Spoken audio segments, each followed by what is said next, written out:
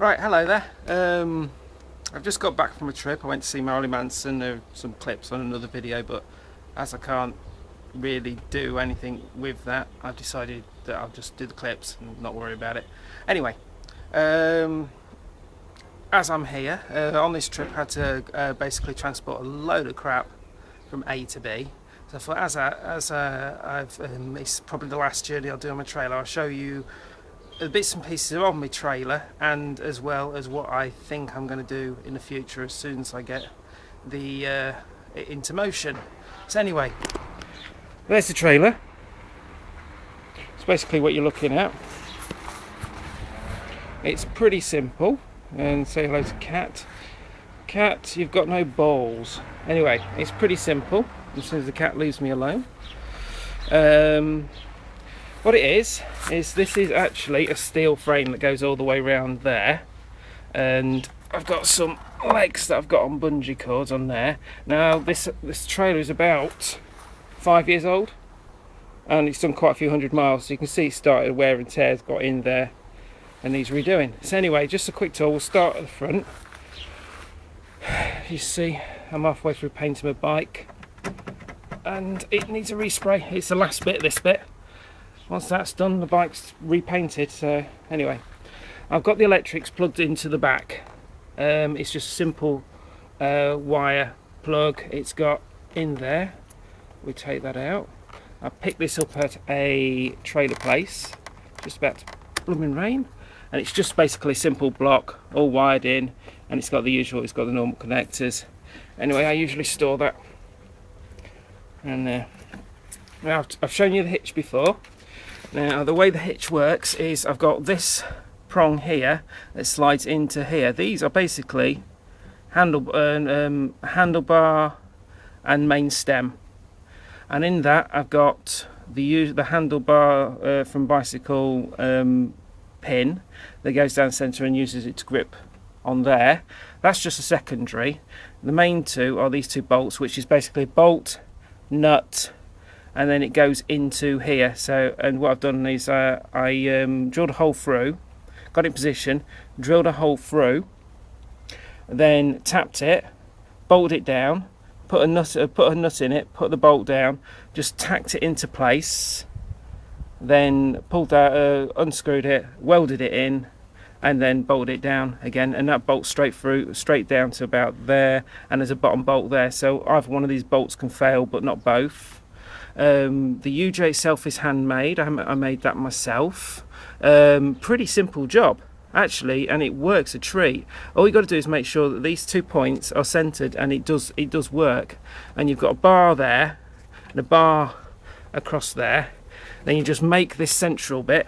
You make this central bit here into 2 squares. I used a wood former to do it. So basically I made it out of one flat sheet of steel and used a former, and then I welded it up on the inside, as you can probably see just there.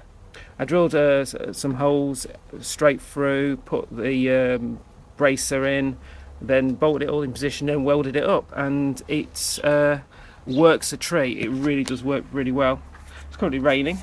Usually by law you're supposed to have a chain that goes from there to there. I did have one, then I thought about it and took it off.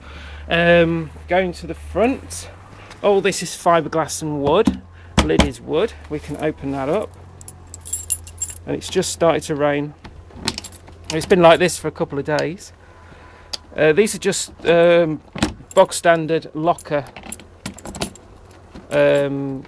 locks, and that works. As you can see, I've got it hinged in there. I've got a bubble for the wheel, which I did out of fiberglass. And if you can see in there, which you can't, you've got the 2 points there for the locks, and that's basically the inside. You can see the 2 rails here, so it hangs under the main body. So you've got the 2 rails, and then it hangs under. Everything else is wood.